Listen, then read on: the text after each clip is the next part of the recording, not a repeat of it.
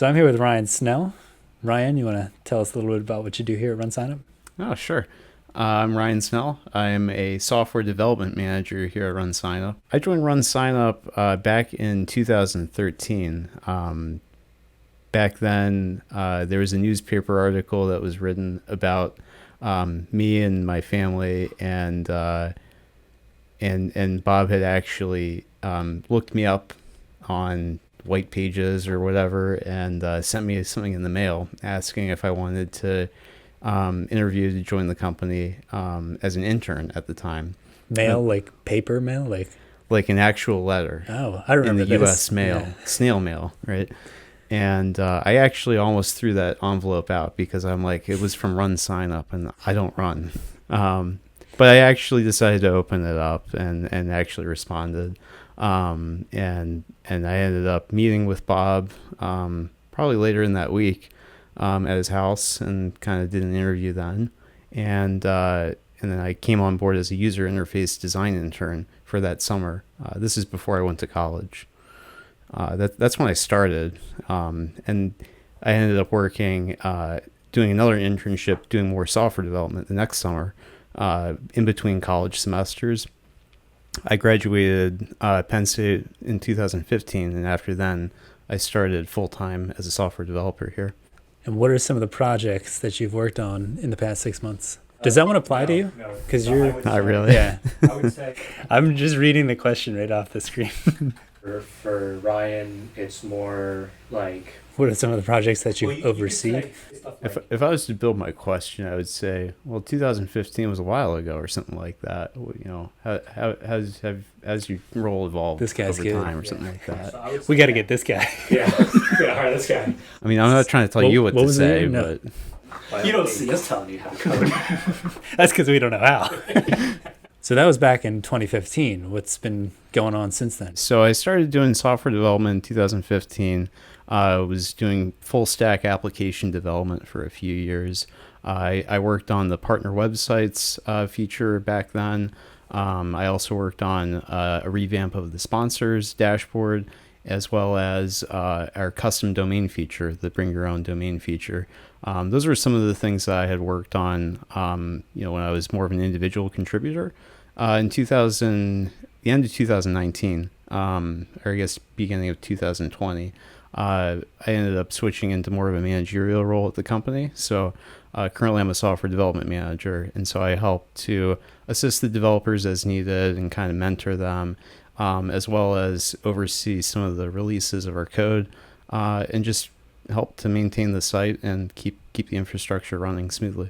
So as a manager, what is a normal week like? So on Mondays we typically have our meetings. So we have we do a pre-dev meeting. So this is before the entire development team kind of sit around the room with our CTO Steven, as well as Bob and Bruce, our VP of development, and we kind of just look at all the GitHub issues that have come in over the past week. And then that kind of rolls into our 11 o'clock meeting, which is where we go around the room of all the developers, and we get a little bit of a stand-up status update as to what they're doing. And then we have various other meetings in the afternoon on Monday. So Mondays are really heavy meeting day. But throughout the week, typically what I'll be working on is helping developers out as necessary. Now, how many developers do we have right now? We have about 20 developers full-time on the team. They might reach out to me over Slack or email, and I'm always happy to jump on a call with them and get to the bottom of whatever they're working on if they have a problem. I'll typically get at least 1 or 2 Slack messages a day of someone that needs a little bit of help with something. I always love trying to find solutions with them and making sure that they're also learning at the same time. I don't want to provide the answer to them. I want to show them how to find the answer. One of the core principles of the company is just being in a learning mode and always trying to learn.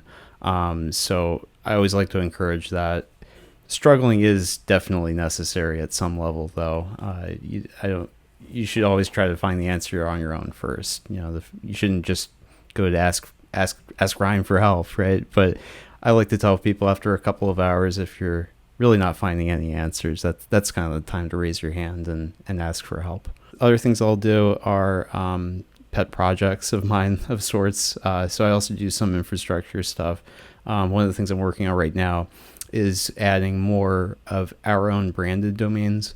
So as we have gone more into the ticket signup space, we want to add more domains to that. So, for example, for RunSignup, we have Paddle Signup, AdventureSignup.com, etc. And we're trying to add more of those right now. And so we want to do it in a different way for the ticket signup domains. We're using something called Terraform to build out the infrastructure. And so I'm kind of learning that on the side in addition to my other responsibilities. One of the other main responsibilities of mine is code reviews. Every change that happens on the site has to get code reviewed. And so a lot of them will flow through different developers. I'm one of the people that ends up deploying some of the code, so I end up liking to look at the code even if I don't have to. So I'll typically do probably at least 5 to 10 code reviews a week. I really probably should be doing more though. What is the greatest strength that you have found in the development team? Having a team that is comprised of highly talented individuals that are all working towards a common goal of trying to release the best software that we can, I would really say that's our greatest strength. Now, you said one of the projects you like to work on is infrastructure. What does that involve? That involves simultaneously making sure that our site remains operational. So that involves monitoring threats, making sure our code is secure to protect against threats. That's one of the things that comes up in code review, is making sure that our code cannot be exploited by malicious actors on the internet. And the other thing with infrastructure is just making sure that we're adjusting to the different needs of the business, as well as different new products that are coming out. We use Amazon Web Services as our cloud hosting provider. We've used that exclusively ever since the beginning of the company. So we've definitely used different products throughout the time. The core of the application runs on EC2, RDS, and some other services. But an example I'll throw at you is in 2016 or 17, Amazon came out with something called Lambda. So Lambda is a serverless offering. Basically, you can have your code, upload it, and they'll take care of the management of the servers. We don't use this for everything, but we have used it for microservices.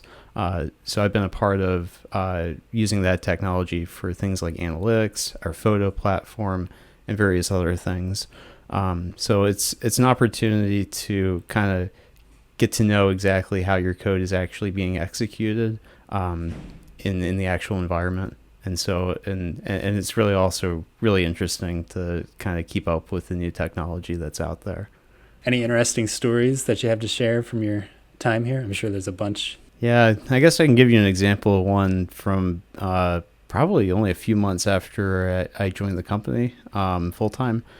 So I was working on the check-in app at the time, and this was back when we were using Google Chrome app. They had like some sort of application store where you could package an application and distribute it.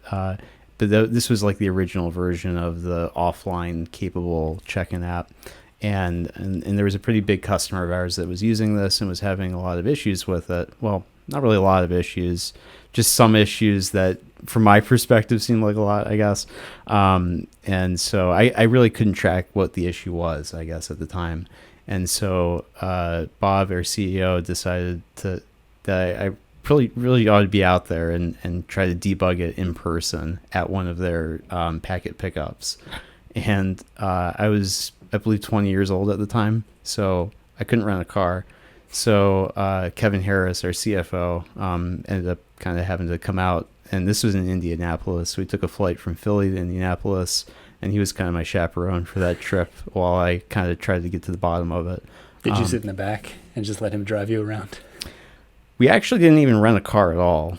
We ended up taking the hotel shuttle because the packet pickup actually was at an airport hotel, so we didn't even need to go anywhere. The consequence of that was we ended up having to eat exclusively at the hotel restaurant, and one of the very few things they had on the menu was burgers. So I'm pretty sure I had probably 5 or 6 burgers during that trip. But it was nice to have someone else that was older with me at the time. Yeah.